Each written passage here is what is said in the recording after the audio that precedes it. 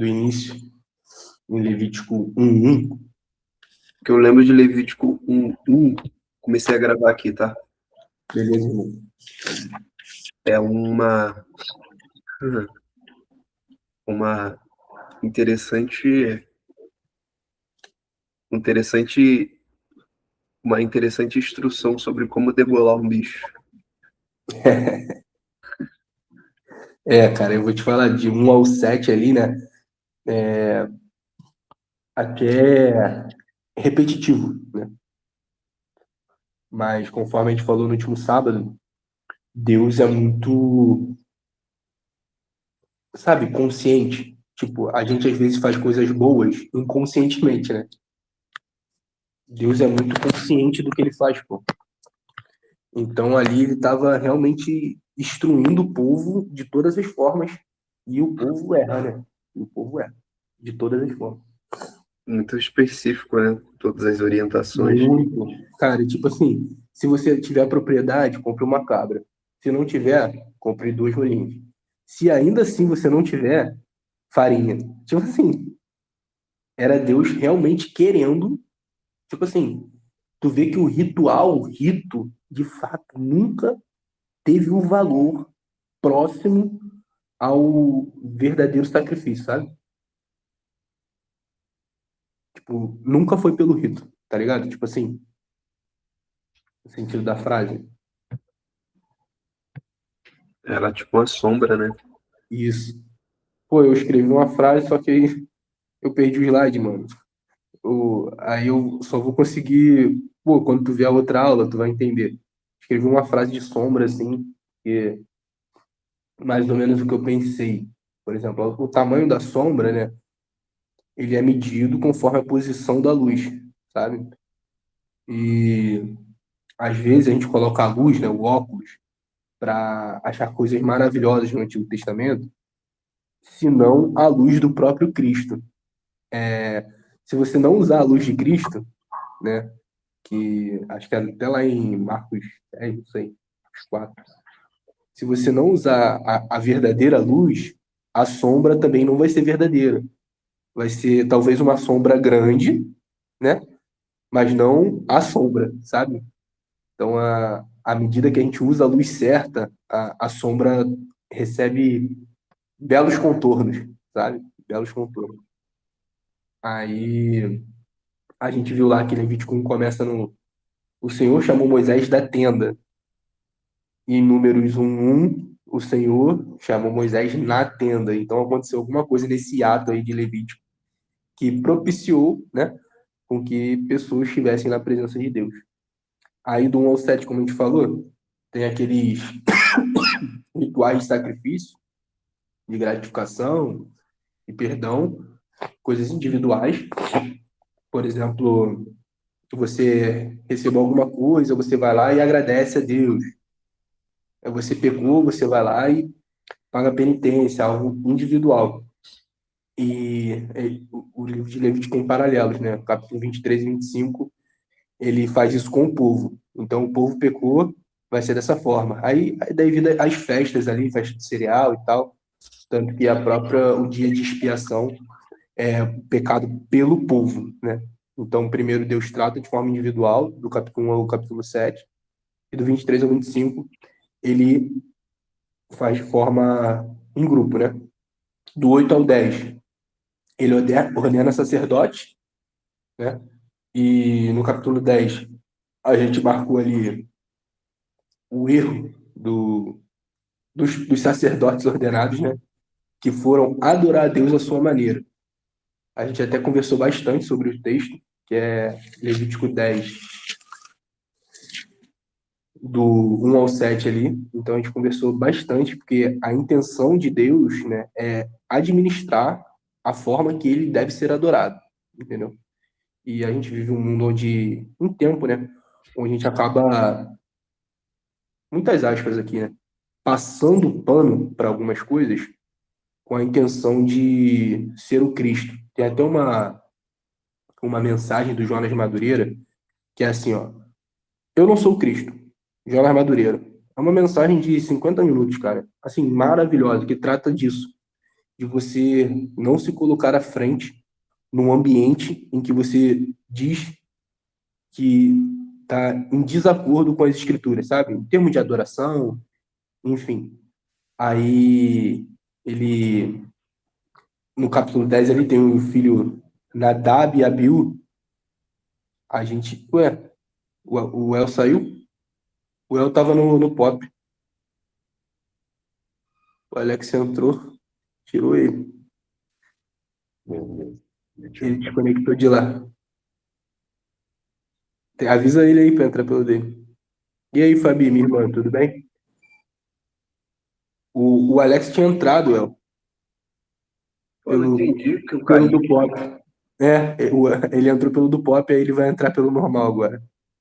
Ah, então deve ter sido Do, isso. do nada trocou o rosto aí. Bom dia, Paty. Bom dia. Ou será Aí, que Fabi. mudou a gravação aqui? Não, não mudou não. Tá aqui gravando. Show. Aí, Fábio, eu tô aqui repassando com o El, né? Hoje a gente tá sem slide aí, porque eu esqueci o notebook na loja, né? Aí tô repassando aqui com ele o que a gente viu. Aí no capítulo 10 teve a morte de Nadab e Abiú, a gente ficou conversando bastante sobre líderes, né? Até o pastor estava aqui na live, trouxe o temor que o líder deve ter, porque se você for ver a história, os filhos ali, os filhos de Arão, bom dia, meu irmão, agora sim, né?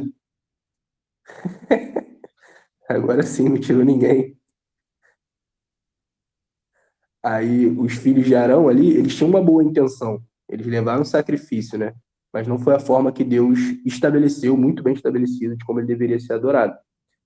E no capítulo 21 e 22, que é o paralelo, é a qualificação dos sacerdotes, ou seja, o sacerdote para o povo. Primeiro é de forma individual, né, do capítulo 8 ao 10, e o paralelo do bloco 21 ao 22 é para o grupo, como os sacerdotes são vistos. Do 11 ao 15 é o ritual de pureza para pessoas específicas, então a gente tratou de algumas coisas. E do 18 ao 20 é para o povo, como que o povo se limpa em povo de Deus. E aí é cuidar dos pobres, integridade sexual e justiça social. É a maneira que o grupo do povo de Deus se limpa das impurezas. E a gente aqueceu os motores até chegar no capítulo 16 e 17, que, pela graça de Deus, a gente vai ter bastante tempo para conversar e ler com calma. Eu convido os irmãos a abrir a Bíblia, né? No capítulo 16 e 17. Só para Fabi e Alex aí, a gente orou o Salmo 38.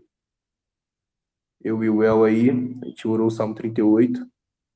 E eu estava aqui repaginando com ele o que a gente aprendeu um pouquinho na semana passada.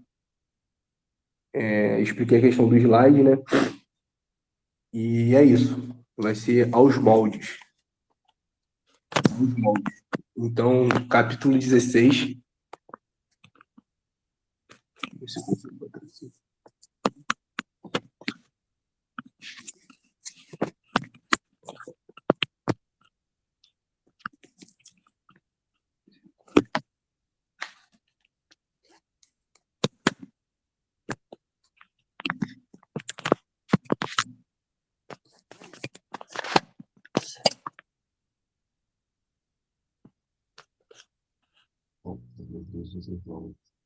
Oi? Não, pô, tá horrível. Cadê teu outro fone?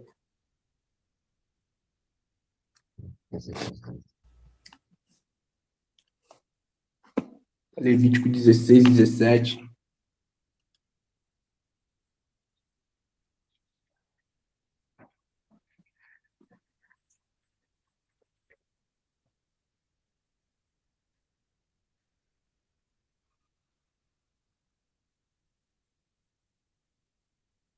O El também tava se arrumando, não sei se ele tá online aí. Ele tava se arrumando porque ele vai pra feira hoje, Ah, por enquanto eu tô aqui. acho. Vou abrir Levítico 16, 17.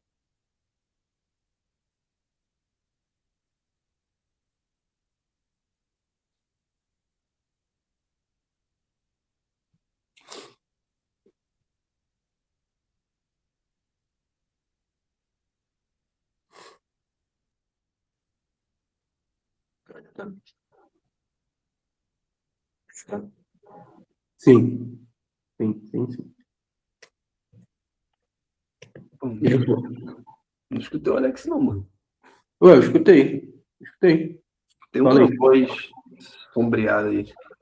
Fala de novo. Aí, de novo. Alex tem essa mania de manhã de falar baixo. Mas tudo bem, agora eu te ouvi. Porque eu tô com visita em casa, mano. Por isso que eu tô falando lá baixinho. Ele tá com visita lá. Tá explicado agora. Tá Desculpa o justificado. pop, irmão. Pelo amor de Deus. E pior que o sogro tá aí, né? O Wilson. As crianças estão dormindo com ele, fiquei com medo de acordar ele e acordar as crianças. Ele vai ficar boladão contigo, tá ligado? Né? Vamos lá. Levítico 16. A gente consegue ler com calma, né? Então, pô, vamos por partes. A gente tá no dia da expiação.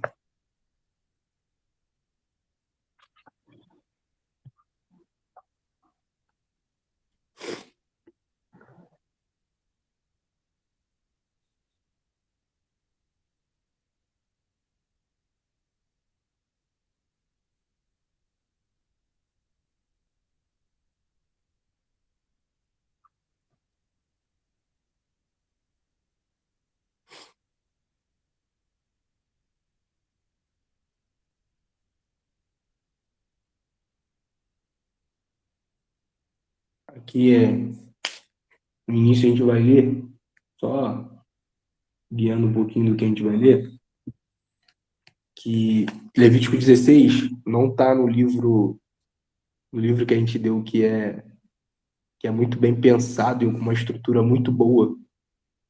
Ele não está ali de forma aleatória, né? É realmente o clímax de tudo, porque o Senhor vem falando de impurezas e tal, e no 16 ele está purificando o templo desses adoradores impuros, né? E quando ele purifica o templo, além de purificar o templo, né, ele vai conseguir fazer com que adoradores impuros, né, que a gente leu ali do 11 ao 15, sobre as impurezas, enfim, que, de certa forma, se você ler ali do 11 ao 15, você vai entender que, até sem querer, você se torna impuro. Então, de certa maneira, você entraria no santuário de Deus impuro, né?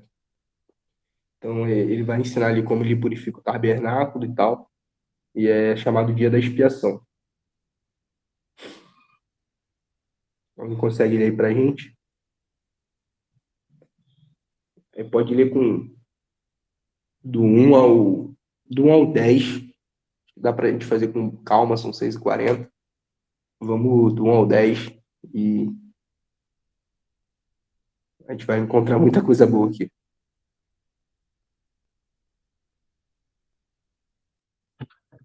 Aqui do 1 ao 10. Então, deixa eu fazer uma pergunta. Vocês preferem ler tudo? Ou porque a gente vai ler Hebreus depois, enfim. Vamos ler do 1 ao 10. Vamos ler 16 todo e depois a gente vai pro. Vamos fazer como Deus quis. Vamos entender a sombra primeiro e depois colocar o óculos. Vamos para E o Levítico Senhor 16. falou, e o Senhor falou a Moisés após a morte de Israel, quando eles ofereceram diante do Senhor e morreram.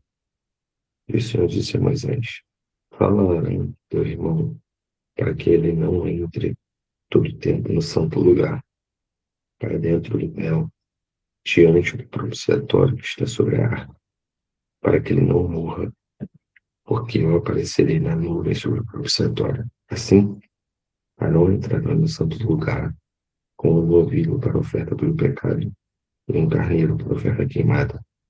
E ele vestirá túnica santa de linho e terá calções de linho sobre a sua carne e se cingirá com o cinto de linho e com uma mitra de linho se vestirá. Estas são vestes santas, portanto, ele banhará sua carne na água, e então as vestirá. E ele tomará da congregação dos filhos de Israel, dos cabritos, para oferta pelo pecado, e um carneiro para oferta queimada. E Arão oferecerá seu novilho para oferta pelo pecado, que será para ele mesmo, e fará expiação por si, por sua casa.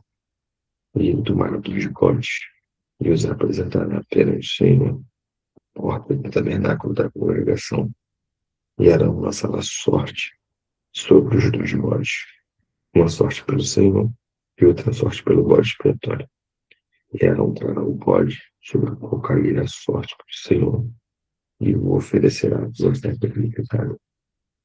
Mas o bode sobre o qual cair a sorte para ser bode expiatório deverá ser apresentado vivo perante o Senhor, fazer expiação com ele, é enviá-lo como bode expiatório ao deserto.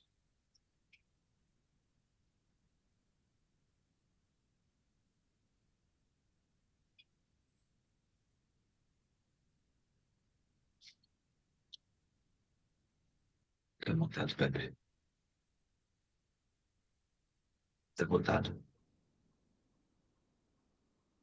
Bom dia, Vinicinho. Bom dia, pecador. Bom te ver aqui, meu irmão. Pô, Muito saudade. bom. Tá esperando o mano sair aqui. Ah, tá. O mano foi trabalhar. A gente tá lendo lá em Levítico 16. Já? Vamos ver aqui.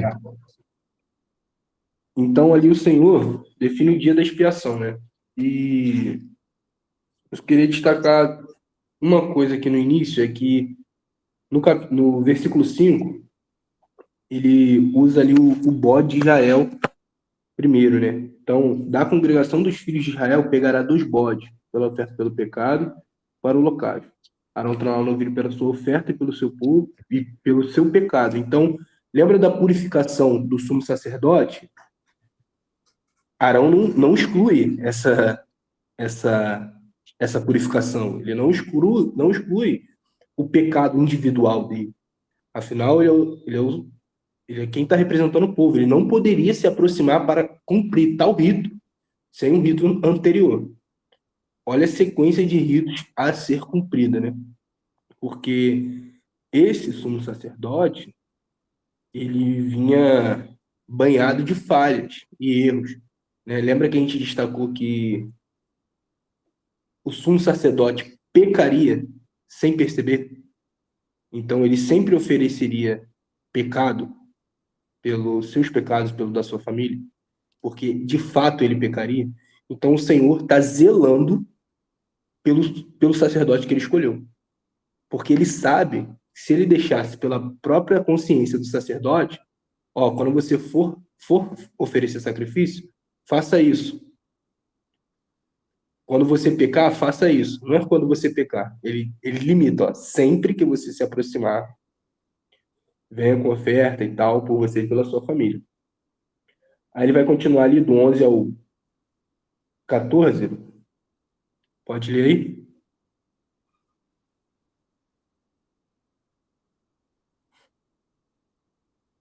Alguém pode ler aí? Levítico 16, do 11 ao 14.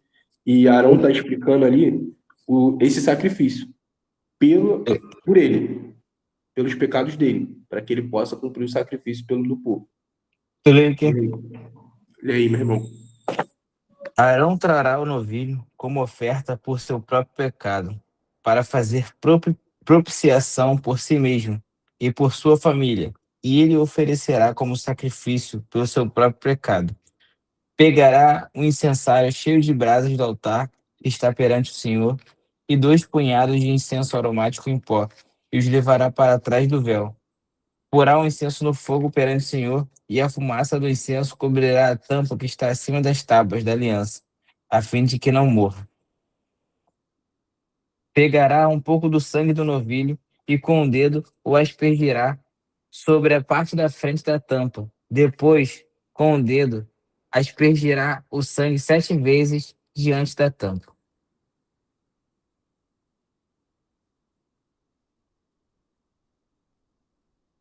Então, Arão aqui está se purificando, para que ele possa purificar o povo.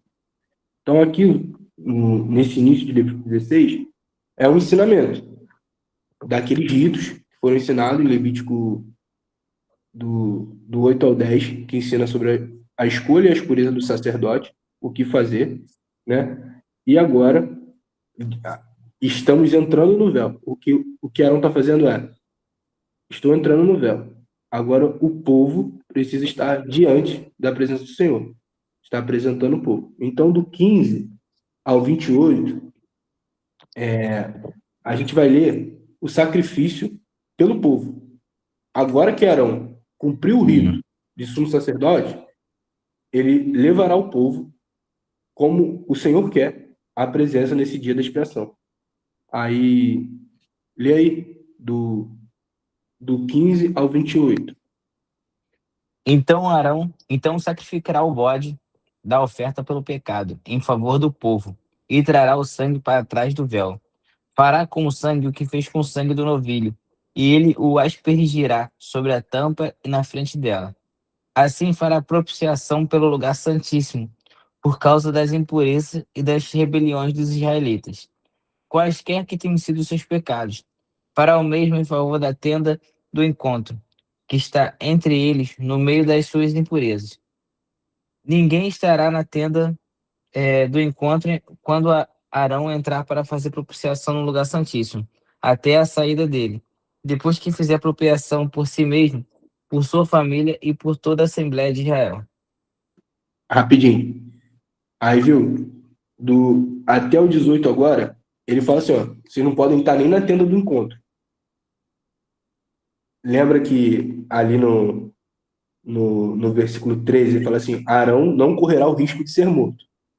Por que a tenda do encontro precisa estar vazia? Porque senão todos morreriam. Todos morreriam. Então, ele para o povo não correr o risco de ser morto. Então, ele diz assim, ó, pelo santuário das impurezas, os filhos de Israel não poderiam entrar. Então, nem na tenda do encontro, onde os filhos de Israel adoravam, né, antes do véu, eles poderiam estar. Então, teria que estar vazio, senão todos morreriam. Certo? Foi até aí? Aí, vamos lá. E aí, estamos no versículo. Mateus, bom dia, meu irmão. A gente está em Levítico 16, tá? Esqueci de te direcionar aí. A gente vai ler agora o versículo 17 do capítulo 16. Bom dia, beleza. Obrigado, irmão.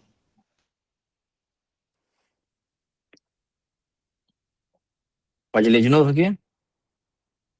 Ninguém estará na tenda do encontro quando Arão entrar para fazer propiciação no lugar santíssimo, até a saída dele, depois que fizer propiciação por si mesmo, por sua família e por toda a Assembleia de Israel. Continua?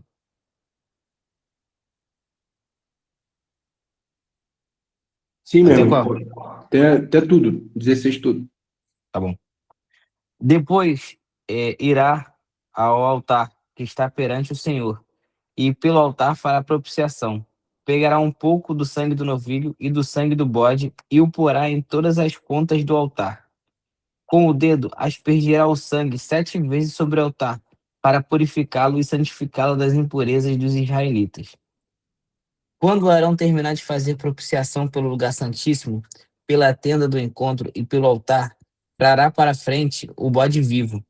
Então colocará as 2 mãos sobre a cabeça do bode vivo e confessará todas as iniquidades e rebelião dos israelitas, todos os seus pecados, e os porá sobre a cabeça do bode. Em seguida, enviará o bode para o deserto, aos cuidados de um homem designado para isso. O bode levará consigo todas as iniquidades deles para um lugar solitário, e o homem soltará o bode no deserto. Depois, Arão entrará na tenda do encontro, tirará as vestes de linho que usou para entrar no Santo dos Santos e as deixará ali. Ele se banhará com água no lugar sagrado e vestirá as suas próprias roupas. Então sairá e sacrificará o holocausto por si mesmo e o holocausto pelo povo, para fazer propiciação por si mesmo e pelo povo. Também queimará sobre o altar a gordura da oferta pelo pecado. Aquele que soltar o bode para Azazel levará as suas roupas e se banhará com água, e depois poderá entrar no acampamento.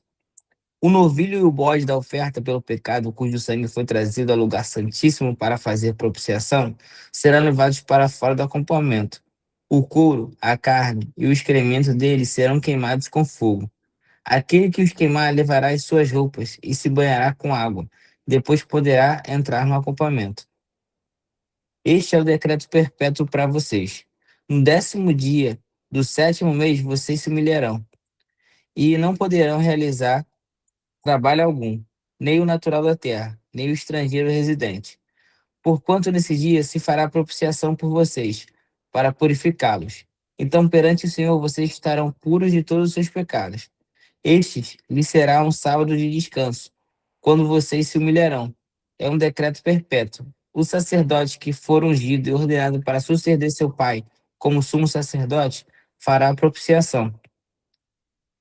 Porá as vestes sagradas de linho e fará a propiciação pelo lugar santíssimo, pela tenda do encontro, pelo altar, por todos os sacerdotes e por todo o povo da Assembleia. Este é um decreto perpétuo para vocês. A propiciação será feita uma vez por ano, por todos os pecados dos israelitas. E tudo foi feito conforme o Senhor tinha ordenado a Moisés. Amém? Alguém tem alguma consideração aí?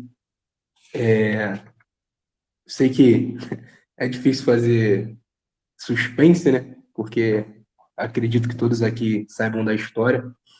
E é bom que assim seja. Existem muitas regras aqui de sacrifício que são respeitadas. Parece que em Levítico 16, é porque a gente está lendo isolado hoje, mas na última aula a gente passou por todo o livro. A gente percebe que ali Arão precisa ter esses cuidados, porque foi Deus quem estabeleceu assim. Deus está purificando o templo também, porque pessoas impuras estão nesse templo. Então, Deus está purificando o tabernáculo. E a gente lembra que... E o porquê disso? Não porque ele não seja santo. Porque se Deus está habitando ali, ele é santo. É conforme a gente aprendeu lá, quando a gente estudou uma vez no pó presencial, a oração do Pai Nosso. Como que a gente pode santificar o nome de um Deus que é santo, né? É com ritual de impureza, né? Por assim dizer, no nosso caso. Então, sem mais delongas, vamos lá em Hebreus 9, que aqui a gente leu que vou focar nos bodes do povo. Tudo bem, galera? 2 bodes para o povo. Vamos focar na oferta pelo pecado para o povo. 1 bode para expiação e 1 bode para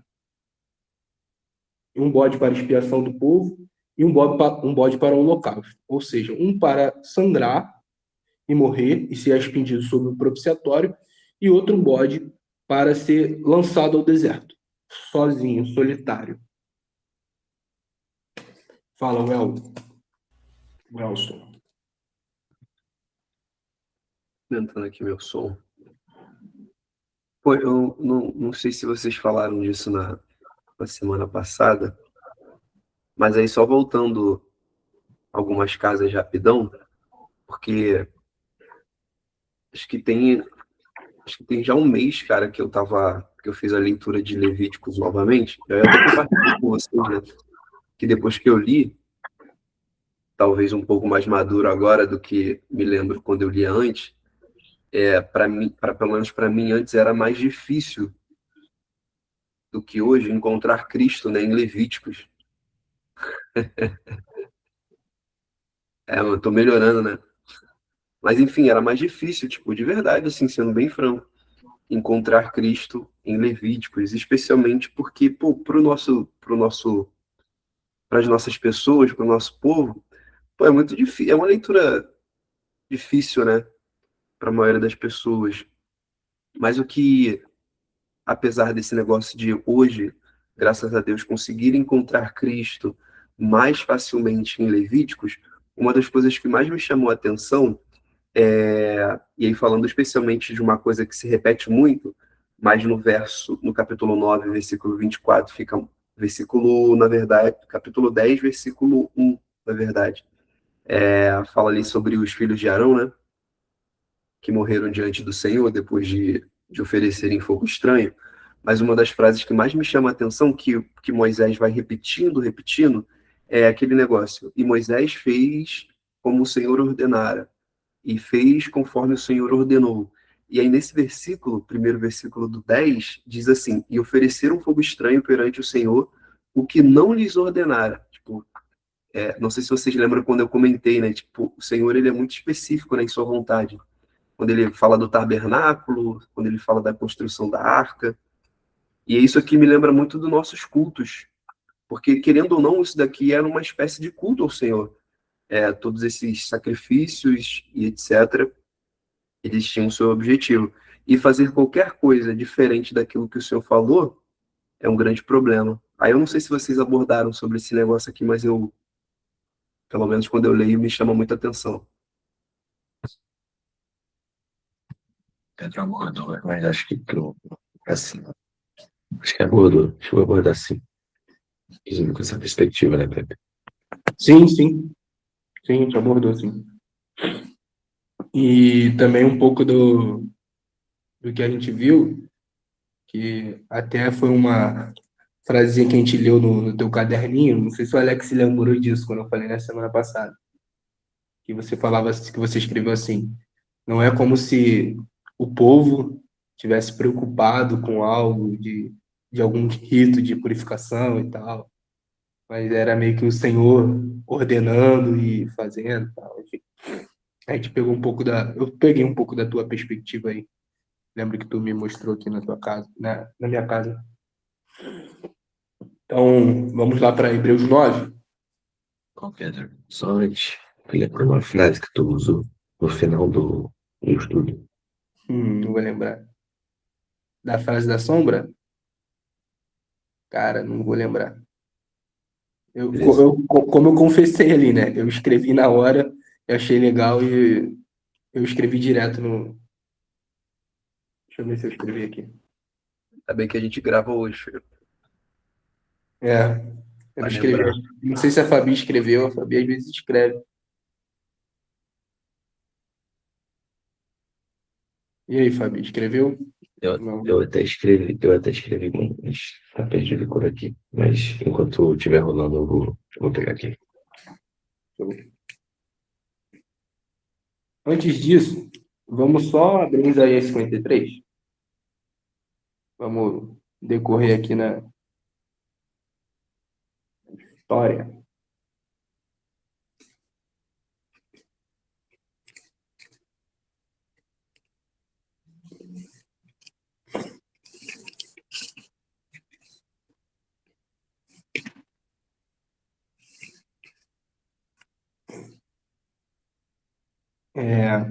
Vamos continuar com o mesmo óculos, né?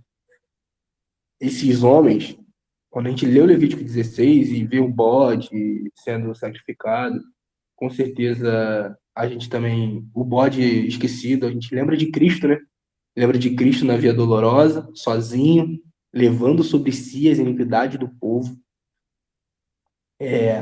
Muito marcante como relatam isso, né, nos filmes, ele com a cruz nas costas, sabe? E por a gente assim dizer, ali ele estava levando sobre si o pecado, a iniquidade de toda a humanidade, daqueles que foram separados por Deus, sabe? Então, era como se, assim, como se Israel talvez não é tão, isso não é simples, ainda hoje, com a Bíblia na nossa mão. Se fosse simples, né, a gente leria Levítico 16 com todo mundo, leria Isaías 53 e Hebreus 9 e 10 e todo mundo se converteria, né? Eu tô dizendo pro nascido de novo, para quem o Espírito Santo abre os olhos, isso é tão palpável, assim, é tão maravilhoso, e acredito que para o povo de Israel, não o povo como um todo, aqueles que entenderam, cara, assim, depois de ver a obra feita, né? Depois de ver Pensa nos discípulos no caminho de Emaús. Depois deles se irarem, né, de certa forma, foi-se a glória de Israel, né? Tipo, ele morreu, e depois perceber que tudo se tratava do Cristo é muito maravilhoso, assim. Vamos lá, Isaías 53, rapidinho. A sombra cresce a depender da luz que colocamos. Isso aí. Eu comentei com o Isso, El. mas eu não sei eu não sei se a frase é essa, mas eu anotei isso. Eu lembro que você falou sobre a luz. Tipo assim, Sim, a gente só vê que é a sombra de Cristo, é da luz de Cristo. sim. Eu comentei com o El, né, El? No início, sobre a sombra, a luz. Sim. Caraca, vou te falar. Li muito Isaías. Alex fala que eu não leio Bíblia. Li muito Isaías, tá, filhão? Isaías tu não leu não, né? Só Isaías mesmo. É. Tô chatão, cara. Vou ler aqui. Pode ser? Quem creu em nossa pregação? E a quem foi revelado o braço do Senhor? Porque foi subindo com o renovo diante dele e com uma raiz de uma terra seca, não tinha boa aparência nem formosura. Olhamos para ele, mas não havia nenhuma beleza que que nos agradasse.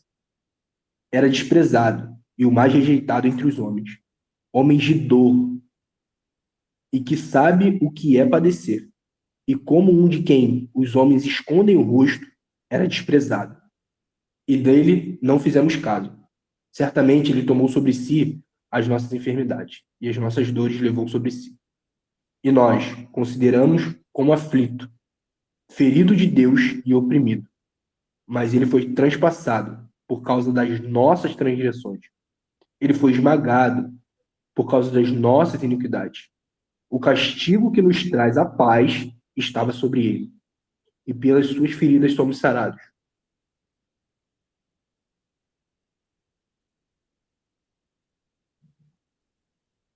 Todos nós andávamos desgarrados como ovelhas, como um que se desvia pelo seu próprio caminho.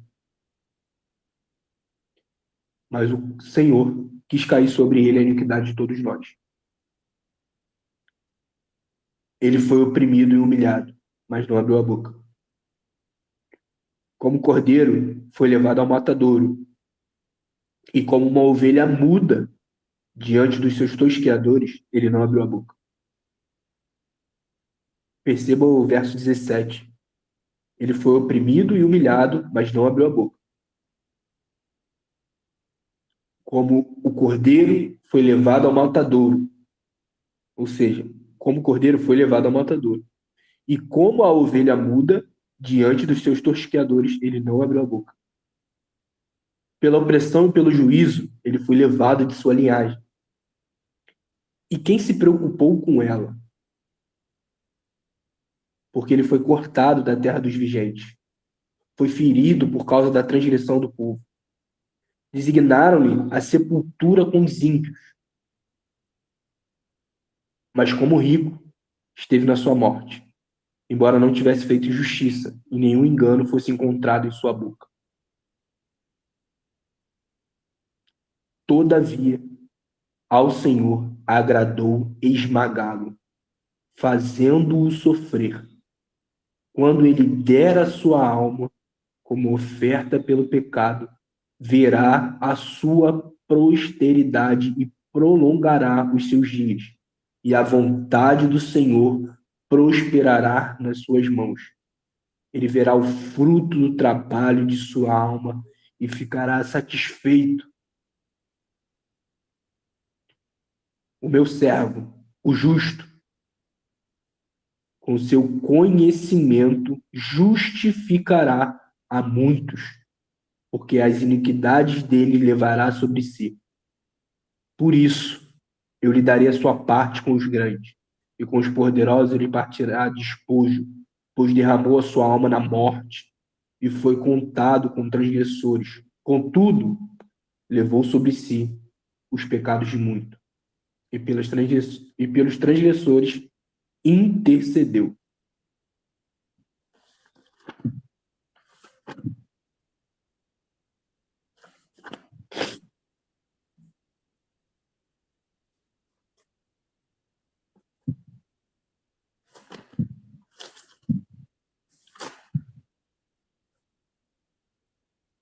Alguma observação, meus irmãos? Que Isaías expõe para a gente Olha, de forma gloriosa.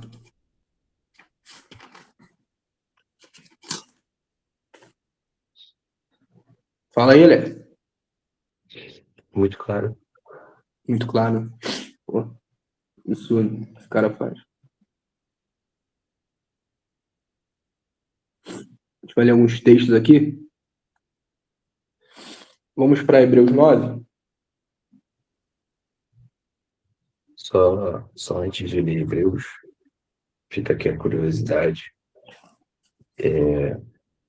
Para boa parte de quem estuda o livro, Hebreus é uma exposição de Levítico 16. Então aqui é onde a gente vai mais encontrar paralelo com o texto.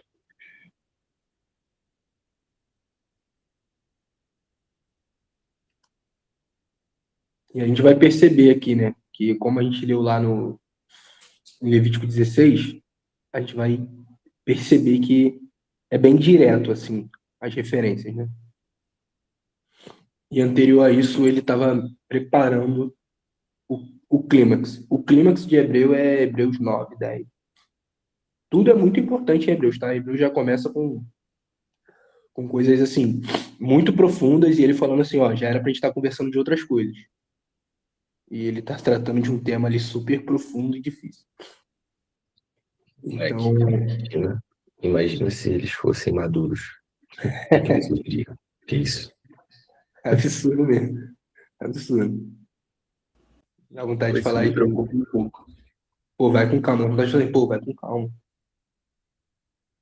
Se os caras não eram maduros, tratava desses temas, o que que eu sou, né, mano? É. Não, até que você é bem Sim, imaturo exato. mesmo. Até que você é bem imaturo mesmo, sim. É imperceptível. É por isso que Deus não fala comigo sobre expiação. Não, Te mas amo.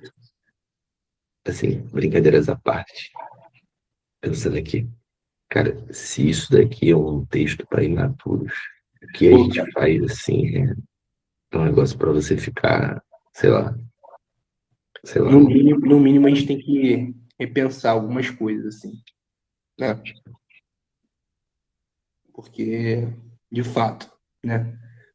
Tipo assim, a gente tá tratando do que já era para ser tratado. Tipo, era para ser um consenso de todos. Que Cristo morreu em nosso lugar, que Ele é o Senhor. Talvez Ele quisesse tratar temas de outras coisas, sabe? De outros temas mesmo relacionados a Cristo, sabe? Talvez algo mais ordinário, né? Só que a gente precisa tratar ainda o principal, o pecado, né? Não crer no Cristo. Assim, e é até um pouco do meu sentimento, tá, galera? Quando eu leio Levítico 16 e Isaías 53 e o texto que a gente vai ler, é um sentimento de credulidade mesmo, de crer, sabe? Eu, eu tenho tido esse sentimento, assim, de crer, de fato, de ter a minha esperança no Senhor, sabe? De crer nisso que eu tô lendo. Eu de fato creio nisso. Assim, isso me causa temor, sabe? Porque é maravilhoso, tá? É muito bom. Pô, eu não tô. Só que é muito temoroso saber que isso tudo e ainda continuar sendo quem eu sou, ainda que eu não seja mais quem eu era. Então, assim, é muito temeroso crer nisso tudo. E como a gente sempre fala aqui, né? Não é algo banal. A gente aqui, se nós fôssemos maduros, estaríamos conversando de outras coisas. Mas eu creio que o Senhor me conserve assim, Se for para ser assim até 100 anos, que seja com esse tema me lembrando na minha imaturidade, foi ele que fez a obra dele. Então, pô, a gente tem esse sentimento aí de credulidade. Então vamos lá para... Pode começar no 9:1, só para ganhar um contextozinho. A gente vai marcando. Lê aí, Alex. Lê até o 12. Show? Beleza. Eu vou até dar um passo atrás. Vou iniciar do 8, porque 8, 9, o 10 e o 11, eles são... É como se ele tivesse concluindo tudo que ele escreveu até aqui. É a parte da conclusão ali dentro da dissertação dele, né, digamos. Aí é ora, de todas as coisas que falamos, seja anteriores, eis o resumo. Temos um sumo sacerdote tal, que está assentado à destra do trono da majestade nos céus. É isso. Então aqui ele vai começar a trazer um pouco mais de luz, de maneira muito clara, ao que aconteceu lá em Levítico, apesar dele já está falando disso nos 7 antes. Aí, versículo 9, capítulo 9. Ora, verdadeiramente o primeiro pacto tinha também ordenanças de serviço divino e o santuário terrestre, porque um tabernáculo foi preparado, o primeiro, no qual estavam o candeeiro e a mesa, pães da proposição, e esse é chamado de o santuário. Depois do segundo véu, vinha um tabernáculo chamado Santo dos Santos. Tinha um incensário de ouro e a arca do pacto, toda coberta de ouro em redor, na qual estava um vaso de ouro que continha o maná, a vara de Arão, que tinha florescido, restauro do pacto. Sobre a arca, os querubins da glória que cobriam o propiciatório. Sobre tais coisas não podemos falar agora particularmente. Quando estavam estas coisas assim ordenadas, os sacerdotes entravam sempre no primeiro tabernáculo, realizando o serviço de Deus. Mas no segundo, apenas o sumo sacerdote, uma vez por ano, não sem sangue, o qual ele oferecia por si mesmo e pelos erros do povo. Isto significando para o Espírito Santo que o caminho para mais santo de todos ainda não se havia manifestado, enquanto o primeiro tabernáculo ainda estava de pé, que foi uma figura para o tempo então presente, no qual eram oferecidos tanto dons como sacrifícios que não podiam aperfeiçoar o que realizava o serviço em relação à consciência, que consistia apenas em comidas e bebidas, e de diversas abluções e ordenanças carnais impostas sobre eles até ao tempo da reforma. Pedro, é para ler tudo? Sim. É tudo. Lê até o 12. Tá. Versículo 11. Mas Cristo.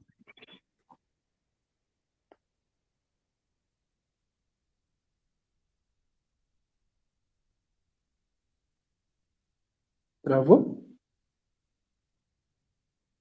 Mas Cristo, ao vir como sumo sacerdote das coisas boas que haviam de vir, por meio de um tabernáculo maior e mais perfeito, não feito por mãos, isto é, não desta construção, nem pelo sangue de bodes e novilhos, mas por seu próprio sangue, entrou uma vez por todas no santo lugar, tendo obtido eterna redenção para nós.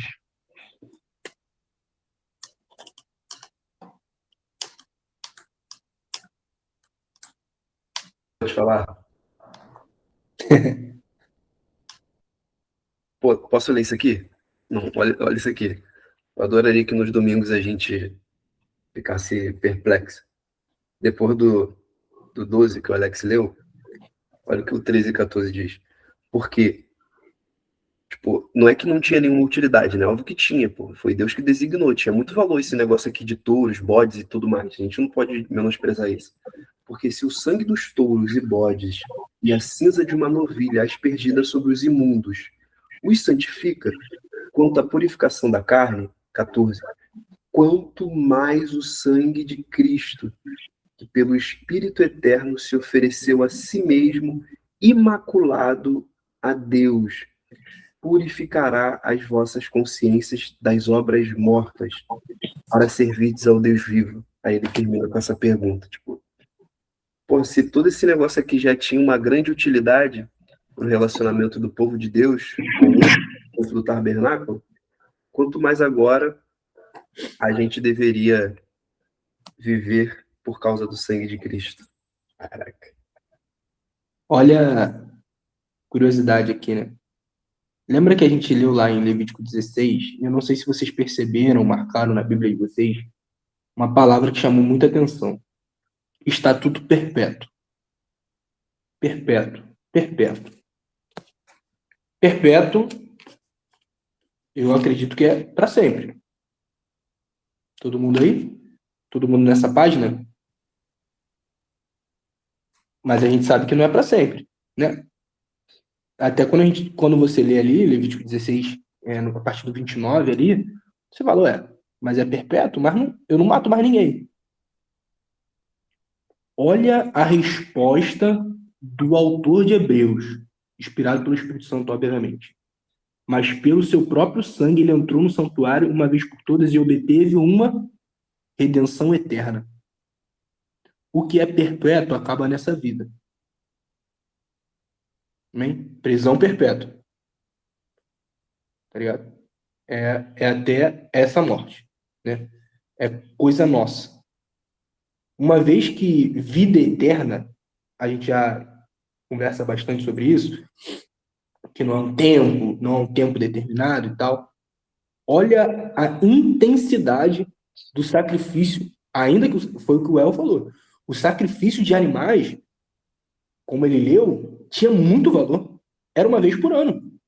Afinal, tinha validade, e essa validade, obviamente, é por Deus, né? Se ele colocou essa validade, se ele colocasse um mês, seria um mês. E a gente lidaria da mesma maneira. Agora, pelo sangue do Senhor, de uma vez por todas, nos deu redenção eterna. Eterna. Uma eterna redenção. Isso não tem a ver com o tempo. Isso não tem a ver com o tempo. Por isso que a gente não mata mais bode uma vez por ano. O sangue, ainda que aquilo ali tivesse um valor incrível, e o autor de Hebreus trata isso mais na frente, havia algo ainda mais valioso preparado para nós. Ainda que essas formas fossem tomadas, Jesus, o verdadeiro sumo sacerdote, entra no santuário celestial e não com sangue de nenhum animal, ainda que ele pudesse pegar todos os animais. Se o valor de 2 bodes era por um ano, sei lá, vamos aniquilar todos os bodes. Ainda que ele tivesse o poder e supremacia para fazer isso com qualquer e todos os animais, não. Ele coloca o seu próprio sangue, aquele que era 100% homem, 100% Deus. O sangue de Deus, do Deus encarnado, do tabernáculo de carne, daquele que era o reino de Deus, enquanto homem, aspergiu seu sangue sobre o seu povo. Para que nós tivéssemos uma eterna redenção, né? E como o autor de Hebreus explica, por isso mesmo, ele é o mediador da nova aliança, a fim de que foram chamados, recebam a promessa. Olha como a palavra perpétua não toma sentido nessa frase, de uma herança eterna, visto que houve uma morte para a remissão das transgressões do que foram cometidas sob a primeira aliança. Porque onde há o testemunho é necessário constatar a morte do que o fez. Sim, porque um testamento só é confirmado depois da morte de quem o fez. Pois de maneira nenhuma um testamento tem força de lei enquanto ainda vive o que faz. Por força de lei enquanto ainda vive o que faz. Por isso, nem a primeira aliança foi estabelecida sem sangue. Porque, havendo Moisés proclamado a todo o povo todos os mandamentos conforme a lei, pegou o sangue de bezerros e bodes, com água, lã tingida, de escarlate e sopo, e aspergiu não só o próprio livro, como também todo o povo, dizendo: este é o sangue da aliança que Deus ordenou para vocês. Igualmente também as aspergiu como sangue no tabernáculo, todos os utensílios do serviço sagrado. De fato, segundo a lei, quase todas as coisas são purificadas com sangue, e sem derramamento de sangue não há remissão. Era necessário, portanto, que as figuras das coisas que estão no céu fossem purificadas com tais sacrifícios, mas as próprias coisas celestiais requerem os sacrifícios superiores a eles. Uma vez que você é lavado no sangue do Cordeiro, você é lembrado de que você é tratado como algo celestial, como algo santo. E aqui é um escancarar da justificação de Deus.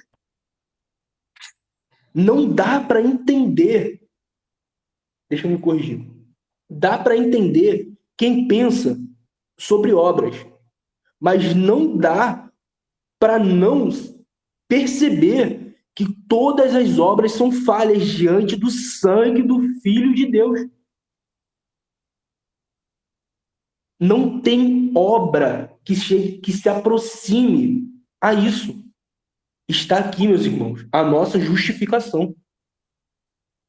A nossa justificação é justa, não sobre nós. Foi justa sobre ele. Porque a lei é de Deus. A lei é de Deus. Não poderia ser quebrada. E a ira de Deus teria que ser satisfeita. Quem de nós suportaria a ira de Deus? Quem de nós levaria sobre si toda a iniquidade? Quem de nós? Está aqui a obra da justificação. A justificação só pode ser pela obra do Filho de Deus. Pelo sangue derramado. Por esse sangue precioso. O sangue derramado. Uma gota desse sangue nos faria tremer. E ele foi aspergido no madeiro, né? Só para a gente continuar no 24, fala aí, Alex. Vou marcar aqui. Não só fazendo um comentário que os rituais, como o El falou, eles tinham muito valor. E eles não transformavam o ser humano, não porque os rituais eram fracos, mas porque o ser humano estava morto. É por isso que o autor de Hebreus ele vai usar a consciência. Ou seja, não foi suficiente para mudar a consciência. Mudava o comportamento, mas não a consciência. Então, por essa razão, Cristo ele é superior no sentido de que Cristo ele não entrou num templo feito por mãos humanas. Ele entrou no santuário de Deus. Então, ele tem poder suficiente para regenerar o homem. Então, a partir desse momento, o nosso coração ele é trocado. Então, a conversão ela acontece de dentro para fora. Então, Cristo ele não apenas foi o cordeiro que tirou o nosso pecado, ele também foi o bode expiatório que levou nosso pecado embora. Que aquele bode não conseguia fazer, porque todo ano tinha que fazer de novo, ou seja, o povo continuava nos mesmos erros todo ano.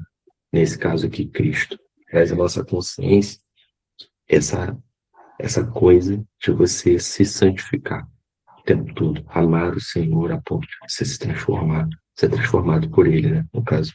E aí me lembrou o texto de 2 Coríntios 3, mas aí eu não vou ler não, para não desviar aqui o estudo, mas vale uma leitura depois. 2 Coríntios 3, o Paulo fala lá sobre o véu que ficava na face de Moisés e que aquilo era glorioso. Quanto mais glorioso é o Filho de Deus que tira esse véu e a gente pode agora ver a Deus, né? É isso. E o autor de Hebreus continua, né? onde ele vai falar que Cristo ofereceu um único sacrifício pelos pecados, suficiente para sempre. Vamos ler aqui. Ler até o 28. Porque Cristo não entrou em santuário feito por mãos humanas, figura do verdadeiro santuário, porém, no próprio céu, para comparecer agora por nós diante de Deus. Ele não entrou para oferecer a si mesmo muitas vezes, como era. Então não é todo ano. Ele não morre sempre. Cristo morreu uma vez na história.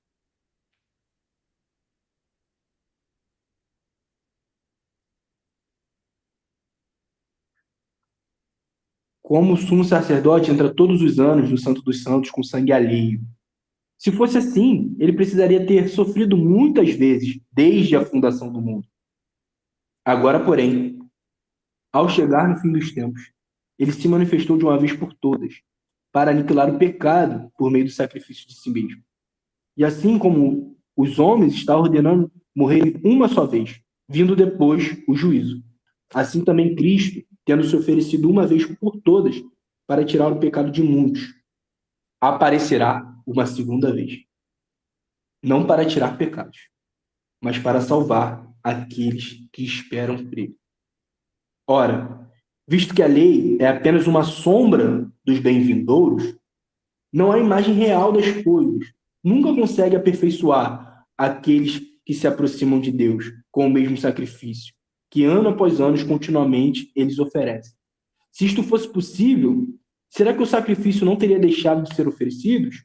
Porque os que prestam culto, tendo sido purificados uma vez por todas, não mais teriam consciência dos seus pecados. Ou seja, o que o autor de Hebreus está falando aqui? Se nós entendemos que o sacrifício foi de uma vez por todas, não tem sentido a gente ficar oferecendo pecados se aquele sangue é mais valioso. Não faria sentido eu ficar matando um cordeiro toda vez que eu fosse orar a Deus. Afinal, orar a Deus é estar diante de Deus.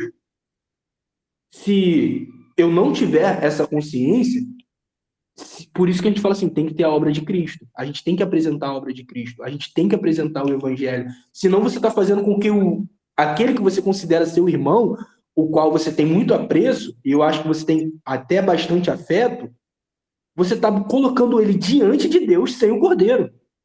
E ele será fulminado. Ele será. Ele sofrerá o dia do juízo. E você, como um condutor, como a gente leu lá em Levítico 10, você levará esse sangue contigo. Porque muitas das vezes, não apresentar o Evangelho, não apresentar o Cristo, é colocar pessoas no santuário de Deus, dizendo para elas que talvez ela tenha algum merecimento, que elas são filhos de Deus em si mesmas, e não são. Não são. Não são. Para chamar Deus de Pai, Cristo precisa ser seu irmão. Você precisa entender que você está diante de Deus não com as suas obras. Deus me livre. Deus o livre. Que Deus só veja Cristo quando olhar para nós. Que não tem nem 1%, nem a nossa pele, que ele não perceba nada de nós. Porque ele, com toda certeza, meus irmãos, olha o que nós estamos lendo. Se choquem, pelo menos, com o tempo das coisas. Esse livro tem 2000 anos. E eu digo só dele junto. Esse livro tem 2000 anos. A gente não está lendo alguém contemporâneo, nem contemporâneo do contemporâneo do contemporâneo. A gente está lendo um livro de 2000 anos. A gente está crendo num livro de 2000 anos. A gente está crendo numa história para percebendo dentro da história de pelo menos 6.000 anos. Nós estamos crendo que o fio condutor dessa história é o Filho de Deus, o homem encarnado, que era 100% homem, 100% Deus, Jesus Cristo. Isso não é banal. Isso não é banal. Não pode ser banal. Isso tem que causar temor. Isso tem que nos levar a apresentar Cristo para as pessoas. Senão você está colocando pessoas diante de Deus para não só morrerem, tá? Morrer todo mundo que vai. Para sofrerem a ira de Deus. E eu não estou dizendo que você vai converter ninguém. Pelo amor de Deus. Estou dizendo a responsabilidade de pregar o evangelho. É isso que o autor de Hebreus tem. E parece que ele, no meio da explicação, ele se pergunta: ora, diante disso, não é possível. Se vocês lerem Hebreus todo, ele fala em Levítico 7, 6, sobre o sacerdócio de Cristo ser superior ao de Levítico. E aqui ele está repetindo. É tão urgente a retomada de argumento dele que ele não deixa quem está lendo, ou quem, no caso, ouvindo, não sei, esquecer. Sabe? A superioridade de Cristo. Fala, El. Pô, meditando aqui enquanto você falava, e, poxa, isso que tu falou tem muito valor. E um peso, assim, muito importante, que a gente fala muito sobre isso aqui no Pop, né? Que até nos causa nos causa muita tristeza e um pouco de irritação. Eu até compartilhei essa semana com vocês, né? Uma pregação que eu ouvi e que, pô, me deixou muito chateado por causa dessa responsabilidade. E aí eu quero até compartilhar uma coisa, assim, eu não sei se vocês perceberam esse padrão, mas toda vez, seja no Velho ou no Novo Testamento, toda vez que é apresentado o Evangelho, você percebe que tudo que é dito sobre nós como pessoas é num sentido, e eu vou usar essa palavra, negativo, das coisas ruins que nós fizemos e da grande necessidade que a gente precisa de salvação. Sabe, a Bíblia não chega para o Vinícius fazendo elogios para ele, porque não existe nenhum elogio para fazer. E é exatamente por isso que na minha visão não, né, na visão bíblica, cara, é um crime muito grande você chegar para pregar o evangelho tentando elogiar alguma pessoa, trazendo algum senso de valor para ela. E se ela tem valor, não é tipo um valor nela mesma. E aí eu vejo também que nós, esse tipo de pessoa, e nós não somos os únicos, né, aqui no Pop, a gente ganha esse... E eu, particularmente, eu vivo muito isso, tá, irmãos, na minha comunidade atual. Cara, você ganha um estigma de pessoa muito chata, muito melancólica, muito séria. E aí eu tô lendo um livro do J.C. Riley, que é uma exortação aos rapazes, aos moços, né, aos jovens. E aí ele fala o seguinte: eu não preciso me preocupar em ser demasiadamente sério, e aí ele falando no sentido da juventude, né? Porque todas essas coisas têm o seu tempo. Tipo, tem tempo da gente ser um pouco divertido, mais brincalhão. Por exemplo, quando a gente se reúne aqui, a gente fala de futebol e etc. Mas ele diz, pô, ser leviano o tempo todo é falta de sabedoria. Você ser um bobalhão o tempo todo. E aí ele continua. Eu acredito que Deus é sério em nos observar do céu, observar nossos atos e nossas obras. E eu também acredito que o Senhor Jesus Cristo é sério em interceder por nós, como nosso mediador. Da mesma forma, eu acredito que o nosso arqui-inimigo, o diabo, é sério em tentar nos aniquilar, em tentar em tentar nos destruir. Por causa dessas coisas, eu não consigo não ser sério sobre as coisas de Deus, especialmente no que tange, né, a pregação do Evangelho. E aí, eu acho que essa situação toda que a gente vive, cara, explica muito esse nosso sentimento e essa nossa tristeza também, principalmente quando a gente está no meio da comunidade que a gente ama. E, cara, eu digo isso com muita certeza, que nós amamos as nossas igrejas, os nossos irmãos, e exatamente por isso que a gente repete o tempo todo. Nós não deveríamos pregar as coisas que a gente prega na maior parte das vezes no domingo. Nós deveríamos pregar Cristo e esse crucificado, olhar nos olhos dos irmãos e dizer: meus irmãos, vocês correm um grande perigo, não está tudo bem com a nossa alma, nós devemos voltar para as Escrituras e nos arrepender de todas as coisas que a gente disse no domingo passado, porque tudo isso é muito sério. Fala aí, Alex. Só para trazer um texto aqui que a gente falou na semana passada, que eu acho que ele é bem elucidativo sobre isso. É isso para a gente não perder aqui tanto o seu conhecimento do texto, quanto também dos vizinhos que não estavam. Está lá em Ezequiel 33.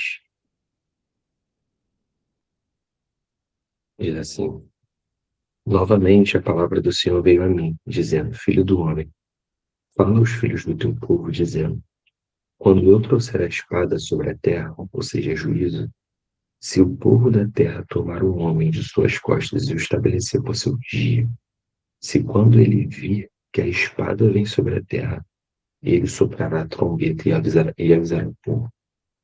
Então, quem quer que ouvir o som da trombeta e não considerar o aviso, se a espada vier e o tomar, seu sangue será sobre a sua própria cabeça. Ou seja, se o vigia anunciar o juízo e o povo não ouvir, o vigia está livre e o povo vai ser condenado. Mas continua. Ele ouviu o som da trombeta e não considerou o aviso. Seu sangue será sobre ele, mas o que considerar o aviso livrará sua alma. Mas, se o vigia, ou seja, aquele responsável por Deus, para pregar o evangelho, vir que vem a espada e não soprar a trombeta, e o povo não for avisado, se a espada vier e levar qualquer pessoa dentre eles, ele é levado em sua iniquidade. Ou seja, o que Deus está falando, olha, se o vigia não pregar, o povo vai continuar sendo levado pelas suas próprias iniquidades. Você não é responsável pelas iniquidades do outro, mas, continua o texto, mas seu sangue eu requererei da mão do vigia. Então, a responsabilidade de pregar o evangelho, uma vez que a gente conheceu o evangelho, ela é obrigatória. Deus nos estabeleceu como vigias, não no cargo de pastores, necessariamente eclesiástico, né, como a gente vê hoje, mas no sentido apostólico da coisa, né, no sentido que todos nós temos conhecimento do Cristo. E se nós não pregarmos a Cristo, nós estamos correndo um grande perigo também. Não apenas as pessoas que não estão seguindo Ele. Então, que a gente seja fiel a isso que está sendo escrito também. É o que a gente está estudando aqui. Porque isso não é sobre eles, somente pelo menos. Isso também é sobre nós. Enquanto nós temos sido fiel a isso, custe o que custar, que é isso que o El falou. Às vezes, você pode ser taxado de chato, pode ser taxado de muito sério, muito rígido, mas eu acho que, num certo sentido, isso traz seriedade sobre o tema, porque ele precisa ser tratado de maneira séria. O que Deus está falando aqui é sério. Ele vai trazer a espada dele, ou seja, juízo de Deus. E aí o que o Pedro reforça, o que o Pedro falou, que foi muito interessante. Não pregar a Cristo é colocar as pessoas diante de Deus, segundo Levítico 10, e também Ananias e Safira, lá em Atos 6, acho que Atos 5, se eu não me engano, as pessoas correm um grande perigo. Correm um grande perigo diante desse Deus aqui. Então, queria ressaltar aqui que isso é muito importante, até para ficar gravado também. Amém. Vou dar continuidade, estamos ali em Hebreus 3, e é isso.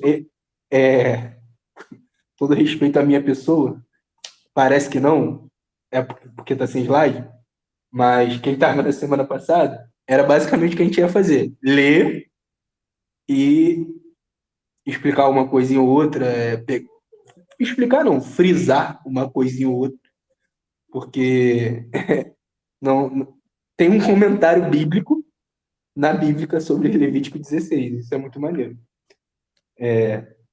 Vamos lá. Ele faz a pergunta retórica e no versículo 3 ele vem: entretanto, nesses sacrifícios ocorre recordação de pecado todos os anos, porque é impossível que o sangue de touros e bodes remova pecado. Por isso, ao entrar no mundo, Cristo disse: sacrifício e oferta não quiseste, mas preparais um corpo para mim. Não te agradais de holocausto e oferta pelo pecado. Então eu disse: eis que aqui estou. No rolo do livro está escrito a meu respeito. Estou aqui para fazer, ó Deus, a tua vontade. Depois de dizer, como acima, sacrifícios, ofertas e holocaustos pelo pecado não quiseste, nem deles te agradais, coisas que lhe oferecem segundo a lei, num segundo momento acrescentou, eis que estou aqui para fazer, ó Deus, a tua vontade. Ele remove o primeiro para estabelecer o segundo. Nessa vontade é que temos sido santificados, mediante a oferta do corpo de Jesus Cristo, de uma vez por todas. Então, Cristo ali, a Fabi, acho que o nome disso é metalinguagem, Fabi? Quando a língua fala da língua, é isso? A gente tem que parar de tentar falar coisa que não sabe, né? Mas, Vini 5, o curseiro tá aí. Então, Cristo ali está falando da própria obra e do próprio corpo. Então, não que ele invalide, mas ele finaliza. Ele diz, que você não se agrada com holocaustos e ofertas pelo pecado. Ofertas. Mas preparou um corpo. Que corpo? O corpo de Jesus Cristo. De uma vez por todas. E isso é repetido várias vezes aqui em Hebreus. Ora, versículo 11. Todo sacerdote se apresenta dia após dia para exercer o serviço sagrado e oferecer muitas vezes o mesmo sacrifício. Que nunca, jamais podem remover pecados. Aí, Vinicinho, que nunca, jamais. Estou aqui para o português hoje. Redundância. Não é não? Aqui, ênfase, pô. É uma ênfase do autor. A gente precisa perceber a escrita. O que o autor quer passar? Nunca, jamais. Ou seja, ele não está invalidando. Como a gente falou bem aqui. O sacrifício tinha o valor, mas nunca removeria pecado. Tanto que tem um texto que o Alex gosta, que é assim, que Jesus fala pro cara que desce pelo teto. Gente, eu sou esquecido. Se eu não estiver lendo, eu esqueço. O cara desce pelo teto, aí Jesus fala para ele, o que é mais fácil dizer? Levanta e anda ou remover pecados? Ali é uma pergunta retórica, porque só Deus pode remover pecados. Só Deus pode remover pecado. Ou seja, nenhum sacrifício feito na história removeu o pecado algum, senão o de Cristo Jesus. Porque se remover esse pecado, e ele vai dizer no final do texto, no final do texto, versículo 18, não teria sentido ter todo ano. Aí ele continua. Jesus, porém, tendo oferecido para sempre um único sacrifício pelos pecados, ausentou-se à direita de Deus, aguardando daí em diante, até que seus inimigos sejam postos por estrado dos seus pés. Porque, com uma única oferta, aperfeiçoou para sempre os que são santificados. E disto nos dá testemunho também o Espírito Santo. Porque, após ter dito, esta é a aliança que farei com eles. Depois daqueles dias, diz o Senhor, imprimirei as minhas leis no coração e escreverei sobre a sua mente. O que os sacrifícios não poderiam fazer? Remover pecados. Por quê? Porque remover pecados significa lei no coração e outra mente. Isso só o sacrifício de Cristo podia nos propiciar através do Espírito Santo. Olha como as coisas... eu não queria falar interligadas. Olha como as coisas são muito conscientes. Deus, de fato, usa o Antigo Testamento como um tutor para ficar mais fácil. Não só para aqueles, mas para nós. Sabe? E a gente consegue entender tanta coisa quando a gente percebe isso. E ele ainda acrescenta, 17. Também dos seus pecados e das iniquidades jamais me lembrarei.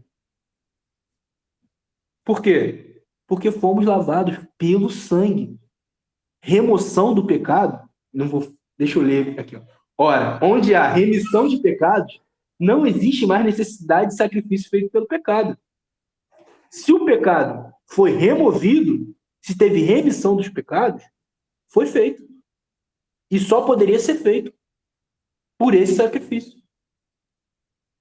Então, e por que é tão urgente a gente entender e ler e perceber isso nas nossas leituras bíblicas e afins. Porque isso é o que vai transformando a nossa mente. Por isso que ele usa aqui, ó, santificando para a perfeição. Cadê? Porque uma única vez, no versículo 14, aperfeiçoou para sempre o que estão sendo santificados. Português de novo, Vinicinho. Estão sendo. Gerúndio. Estão sendo santificados. O santificado, ali, o participio passado, significa algo que já foi feito. Mas por estar sendo, é algo contínuo. Né? Pô, a língua portuguesa é maravilhosa, cara. Que bênção. Que bênção de Deus. No inglês não tem isso. Olha como Deus é bom.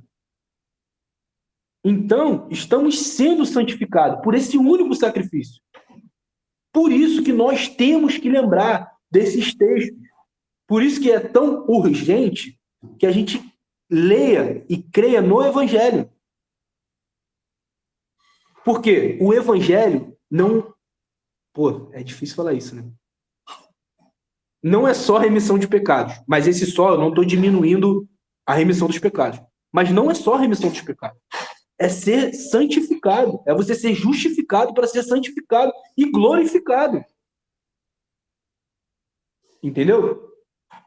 Vamos para o versículo 19. Portanto, meus irmãos, tendo ousadia para entrar no santuário de Deus, olha que texto glorioso.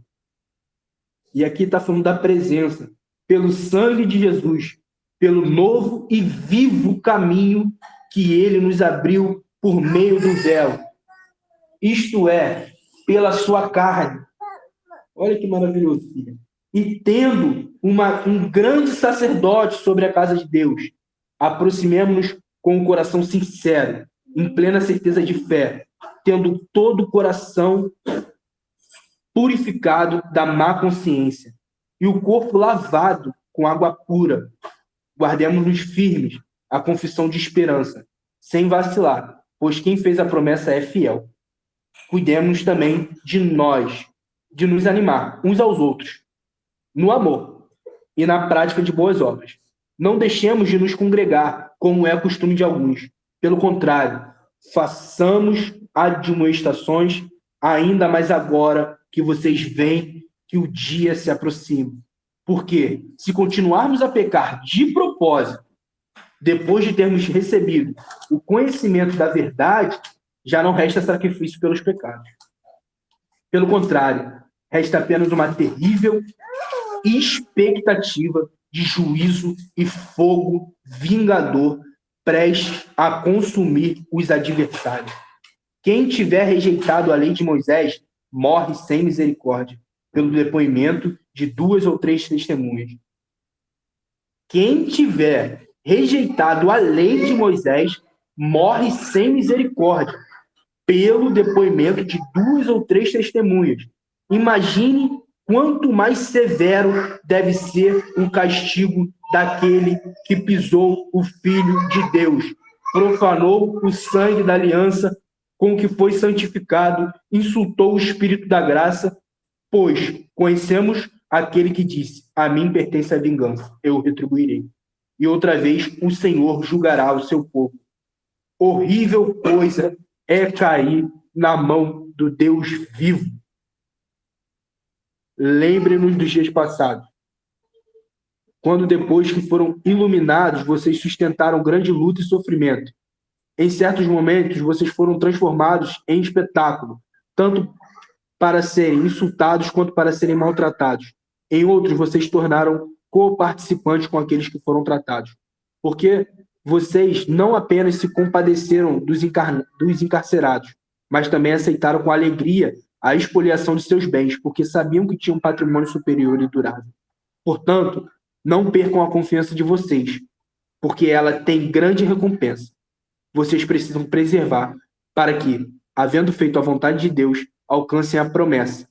Porque, ainda dentro de pouco tempo, aquele que vem virá e não irá demorar. mas o meu justo viverá pela fé. E se retroceder, dele a minha alma não se enganará, não se agradará. Nós, porém, não somos dos que retrocedem para a perdição, mas somos da fé para preservação da alma. Pô, isso aqui é poesia pura. Isso aqui é o evangelho, cara. Isso aqui é...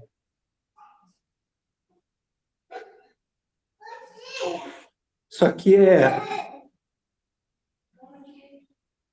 Isso aqui é salvação, sabe? É não crer de si mesmo, sabe?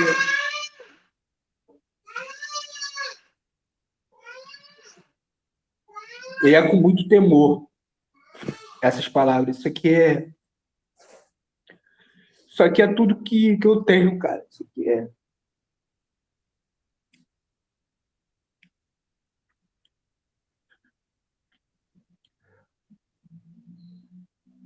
Isso aqui é verdade. Isso aqui é verdade. Escancarada. Isso aqui é verdade. É a verdade de quem nós somos, de quem ele é. Isso aqui é a mensagem de esperança para todo o povo que ouve isso aqui. Não há nada mais maravilhoso que isso aqui.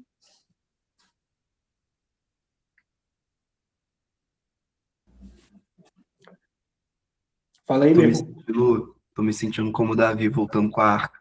Quero dançar e cantar, moleque.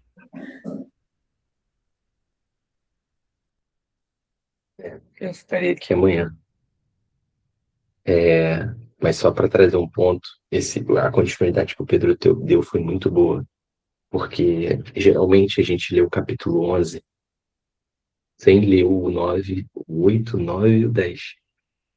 Isso é um grande erro, porque falar sobre a galeria da fé sem isso que o Pedro acabou de falar é extremamente incorreto, porque a gente vai pensar que fé é um pensamento positivo, e não é. Todas essas testemunhas que serão descritas no 11 viveram por essa fé. Essa que ele acabou de falar agora, que é resumida no versículo de número 37 do capítulo 10. Aquele que há de vir virá e não tardará. Isso é fé. Fé não é eu acreditar que eu vou ter um carro. Fé não é acreditar que tal pessoa pode ser curada. Por mais crente que você deve ser nisso, meu irmão. Porque o Senhor nos prometeu uma herança em Cristo que sara todos as nossas feridas, tanto as físicas quanto as espirituais. Mas eu gostaria de reforçar que o texto do 11, que diz que homens e mulheres viveram através de fé, viveram através na fé, naquele que veio e virá e não tardará. Qual é a diferença deles para nós? Eles viviam na fé do que Cristo faria. Nós vivemos na fé do que Cristo fez. Ambos, todos nós, estamos com a expectativa de que ele disse que viria e que ele não tardaria em vir. Lá em Apocalipse 22, inclusive, a gente vai ler sobre isso, onde ele vai dizer: vem sem demora. Então, isso é fé. Fé não é você acreditar que você, sei lá, vai fazer qualquer coisa, porque qualquer coisa que você pensar nesse mundo você pode ver, você pode tocar, você pode, sabe? Você pode viver aquilo. Eu tenho fé que eu vou comprar um carro. Você pode ver o carro, então não é fé, porque fé é o firme fundamento daquele que não se vê, mas se crê. Então, se você acredita que vai comprar um carro, isso, assim, é só um pensamento positivo, o que é bom, em certa medida, para que você consiga estudar, trabalhar, juntar dinheiro e comprar um carro. Mas isso não é fé bíblica. A fé bíblica é crer no Cristo. Isso é fé bíblica. Por favor, nunca, não, vamos ser intencional nisso, porque a gente usa muito isso. Tenha fé, meu irmão, vai dar tudo certo. Não. O que a gente está querendo dizer para ele? Tem um pensamento positivo. E tudo bem, é bom ter um pensamento positivo, é bom ver o copo meio cheio nas situações. Só que o que eu estou dizendo é que fé bíblica é crer no Cristo. E é isso que nós precisamos crer. Isso é o fundamento da nossa existência. Fé no Cristo. E é isso.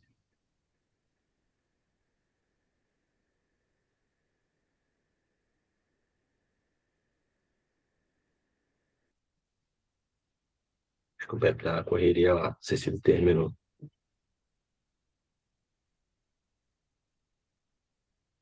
Tá voltando aí. Vai me recuperando, meus irmãos. Você tá ouvindo aqui. Tava dando um abraço na minha esposa e sendo grato por Deus. Até perdi o fio da meada aqui. Vamos lá, a gente terminou Hebreus 10, né? Como o Alex bem falou do 11 aí. E vamos ler o 11:39 ao 3, do 12, versículo 3, né? Do 39 ao 12:3. Para findar. Aí, pô, só para dizer, né? Pô, a gente leu diversos textos para dizer sobre o dia da propiciação, que Cristo era superior, que os sacrifícios repetidos da antiga aliança são constatados com o único sacrifício perfeito de Jesus.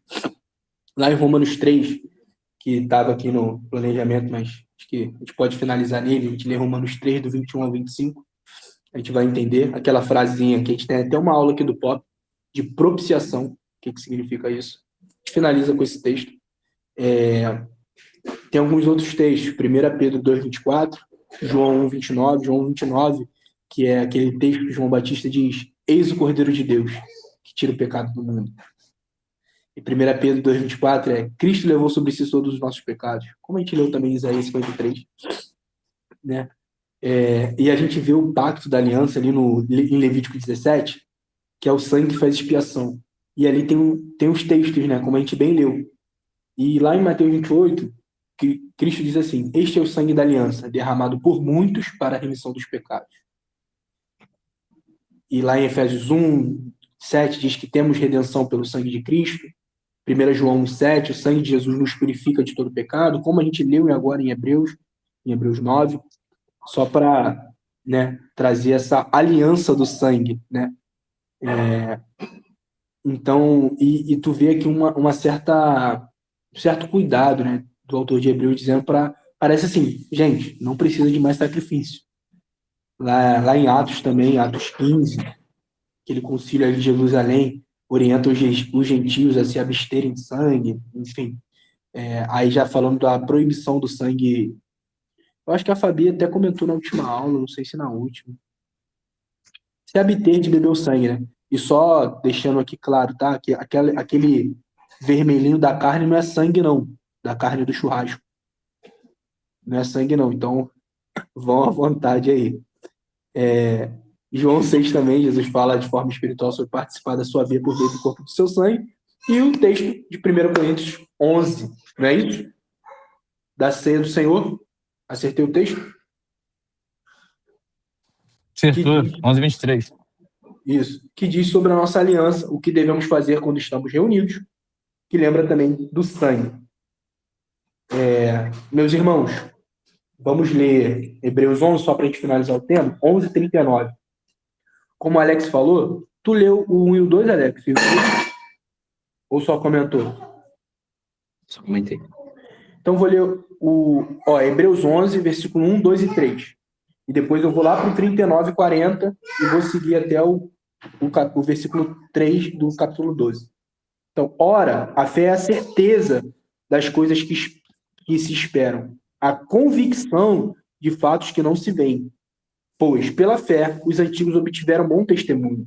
Pela fé, entendemos que o universo foi formado pela palavra de Deus, de maneira que o visível veio a existir das coisas que não são visíveis. Aí vem a sequência dos heróis da fé. E lá no 39 diz assim: todos estes, mesmo tendo obtido bom testemunho por meio da fé, não obtiveram a concretização da promessa. Porque Deus tinha previsto algo melhor para nós. Para que eles, sem nós, não fossem aperfeiçoados. Ou seja, fazemos parte de uma santificação de um povo.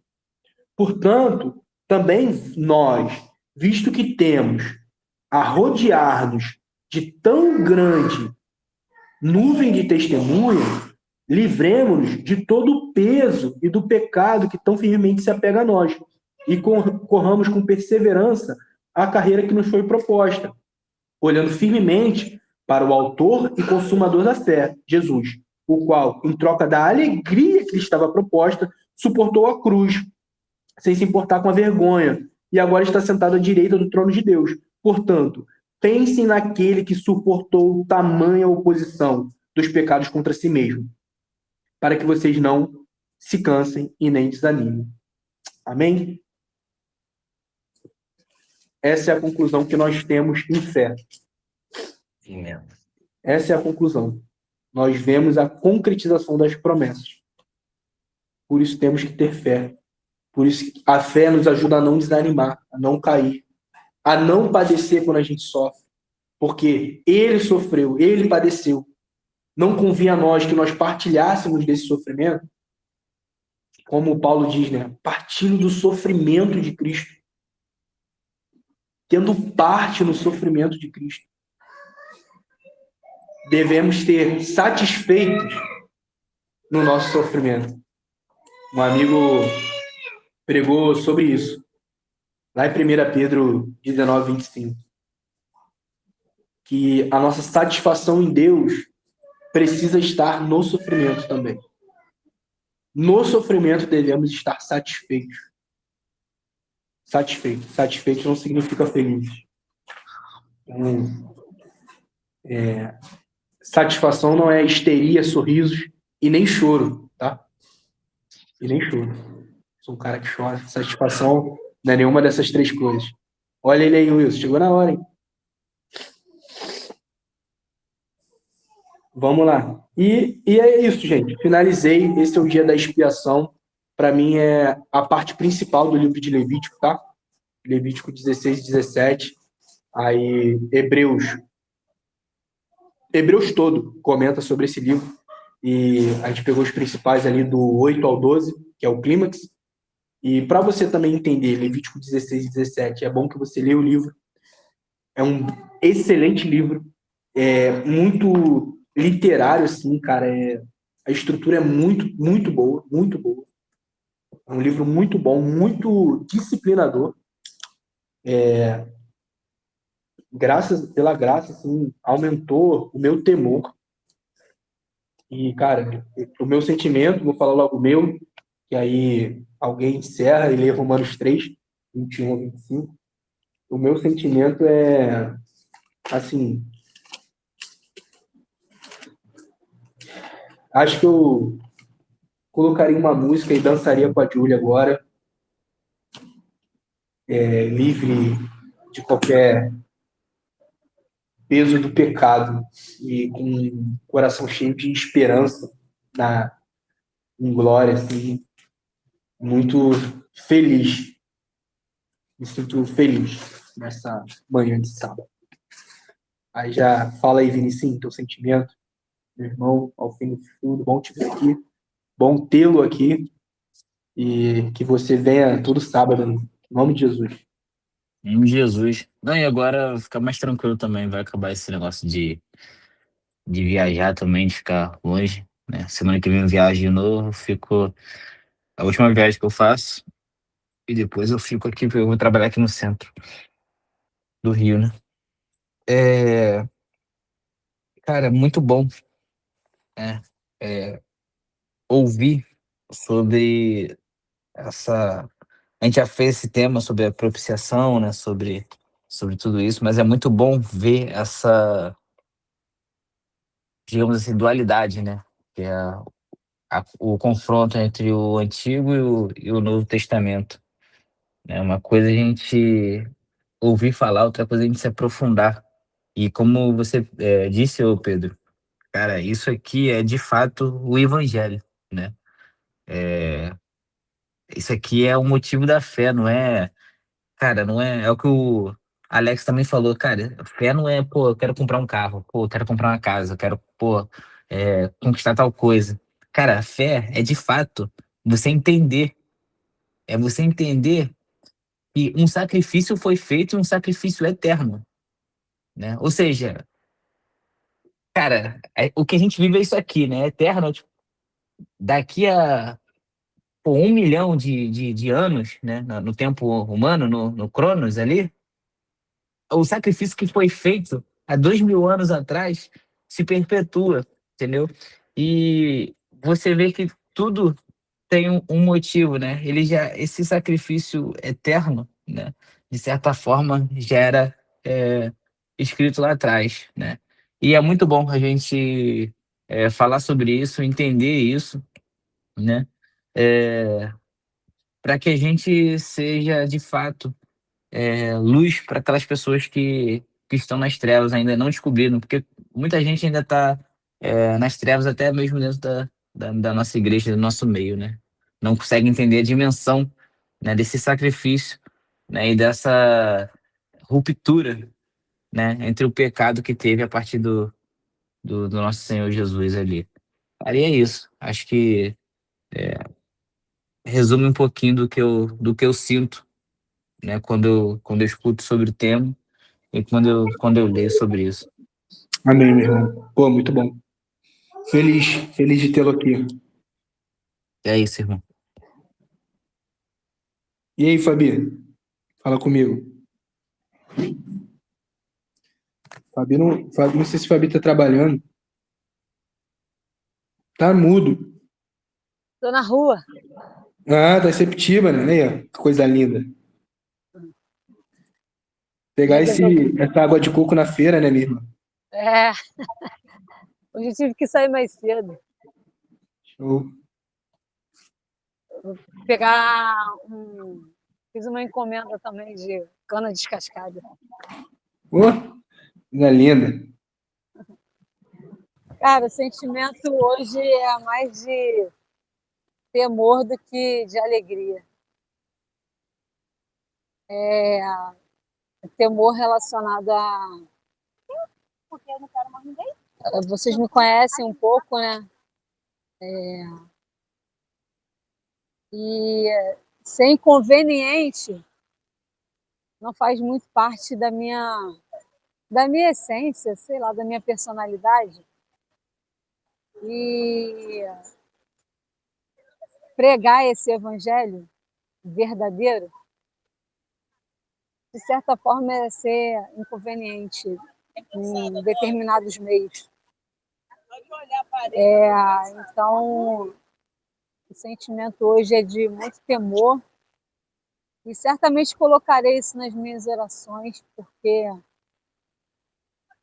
não é pela minha força, pelo Espírito Santo. E o Espírito, a palavra diz que é o espírito de ousadia. Então, que o Espírito Santo, no tempo oportuno, me capacite dessa ousadia, de eu ser uma pedra de tropeço, que seja, ou um calo, né, no pé de alguém. Enfim, o sentimento é esse, irmão. Amém. Amém, minha irmã. Well, vai conseguir falar? Que bom pelo seu sentimento, minha irmã. É isso. Fico feliz. É bom ver que o Senhor me cerca de pessoas que pensam como você. É uma graça do Senhor ter você por perto. Fala aí, Well. Tá podendo falar? Não sei, acho que ele ia trabalhar agora, gente. Deve estar só ouvindo. Aí, fala aí, Alex. Depois lê Romanos 3. Ora aí para esse povo que tá na sua casa aí ouvir também um pouquinho de você orando. O Caleb se acostumar às orações sábado de manhã. Bom, meus irmãos, acho que talvez esse seja o assunto que a gente mais tenha pregado no pop. Não o assunto, mas assuntos derivados para o assunto, né? Que é a propiciação, o texto de Levítico 16, ele já passou por aqui algumas vezes. E eu sou bem apaixonado. Tinha falado isso com o Pepe, que eu tinha bastante expectativa nesse estudo. Não por ele, apesar de eu achar ele extremamente inteligente para para conseguir cruzar esses textos, que não é simples fazer uma exposição de Levítico, é desafiador, mas que a expectativa ela estava toda no texto, porque, enfim, existe uma coisa mais fácil para Levítico 16, que é Hebreus, né? Como o Pedro falou, isso me pegou. A gente tem uma exposição de Levítico. Imagina se tivéssemos uma exposição tão clara de Deuteronômio, de demais livros da Bíblia no Novo Testamento, né? Não que não tenhamos, mas em Hebreus fica um pouco mais claro. Mas é uma alegria. Obrigado, Pedro, pelo seu coração, principalmente pelo carregar de sentimento ao ler as Escrituras, né? Colocando definitivamente fogo no sermão. Bom, vamos lá ler Romanos 3, para a gente fechar. Romanos 3, do 21 ao 25, diz: Mas agora, a justiça de Deus se manifestou sem a lei, tendo testemunho da lei e dos profetas. A justiça de Deus que é pela fé de Jesus Cristo para todos e sobre todos os que creem. Porque não há diferença. Porque todos pecaram e estão privados da glória de Deus, sendo justificados livremente pela sua graça através da redenção que há em Jesus Cristo, a quem Deus estabeleceu para ser uma propiciação através da fé no seu sangue, para declarar a sua justiça pela remissão dos pecados que são passados na paciência de Deus. Querido Deus, nosso Pai, em nome do Teu Filho, nós queremos te agradecer, Senhor. Te agradecer pelo privilégio de ouvir o Seu Evangelho sem ruídos. Ouvir o Seu Evangelho sem a necessidade de grandes estruturas. Aqui no nosso contexto, uma estrutura de PPT. Mas que somente a Tua Bíblia ela é suficiente. Obrigado, Senhor. Obrigado pela simplicidade, e isso não significa falta de profundidade do seu Evangelho. Que maravilha ouvir o seu Evangelho todos os sábados de manhã, que maravilha poder sentar à mesa, ainda que de forma distante ainda, com os nossos irmãos e poder contemplar, se deliciar com as belezas da sua Escritura, Senhor. Obrigado. Obrigado, Senhor, pela remissão dos pecados aqui diante dos irmãos. Peço perdão pelos meus pecados, pelas minhas falhas. Falo, Senhor, as falhas motivacionais, as intencionais, aquelas que não foram necessariamente colocadas para fora por meio de palavras e ações, mas aquela que obscurece meu coração ao longo de todos os dias, mas que, por meio do Seu Espírito Santo, me torno consciente disso e posso caminhar em fé, em busca do alvo que é Jesus Cristo. Peço também perdão, Senhor, pelos pecados dos meus irmãos, pela natureza, que eu sei que assola eles também, e que também, Senhor, o Seu Espírito Santo tem os convencido a viver o Seu Evangelho e, mais uma vez, olhar para o alvo que é Cristo. Obrigado, Senhor, por esse privilégio, pela graça, mais uma vez, das Suas Sagradas Escrituras. Te peço, Senhor, um final de semana rico em misericórdia, banhado na Sua soberana mão, vontade, e que a gente, da ação mais complexa à mais simples e ordinária, que seja para a glória de Deus. Não há nenhuma ação que não possa ser feita para a sua glória. Que nós tomemos consciência disso e a gente saiba, Senhor, que a cada momento que nós estamos fazendo alguma coisa, estamos fazendo para a sua glória. E, Senhor, eu quero te pedir uma coisa em especial. Eu gostaria que o Senhor nos desse uma pessoa para que pregássemos o Evangelho ao longo dessa semana. Não por glória nossa, nem nada desse tipo, mas porque, Senhor, há uma fome que é derivada da Tua palavra, há muita coisa para ser dita, e, Senhor, como é bom quando nós encontramos um coração que está sedento pelo Senhor, sedento para aprender do Senhor, como aquele eunuco, por exemplo, em Atos, que estava sedento, que perguntou como eu posso entender dessas coisas? Que o Senhor nos use, Pai. Uma vez que nós estamos entendendo, que nós concluímos que estamos no caminho do entendimento, que o Senhor possa nos conduzir às pessoas, para que elas ouçam o Evangelho e a Tua obra seja manifesta, porque não é por meio de nós que a pregação ela vai encontrar o coração, mas sabemos que o Senhor nos usa, que somos o teu corpo.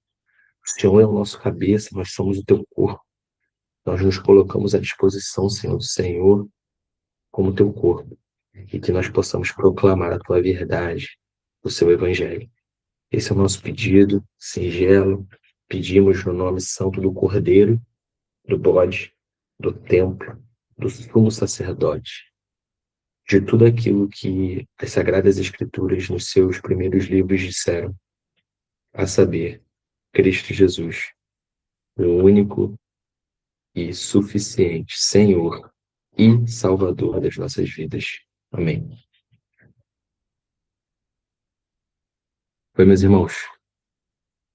Vamos para a foto? Fala, Fabi. Essa foto aí nessa praia bonita. Oi, Mel. A Laura. Ah, pensei que a Laura que tava carregando. Vamos pra fotinha rápido. Essa galerinha sair pro trabalho. 1, 2, 3 e já. Foi. Meus irmãos. Onda, tá? Fabi tirou onda. Pô, esquece, filho. Alegria, meus irmãos. Na paz Tá, aí. meu irmão. Uma benção. Obrigado por ter me ouvido, hein? Tamo junto. Amém.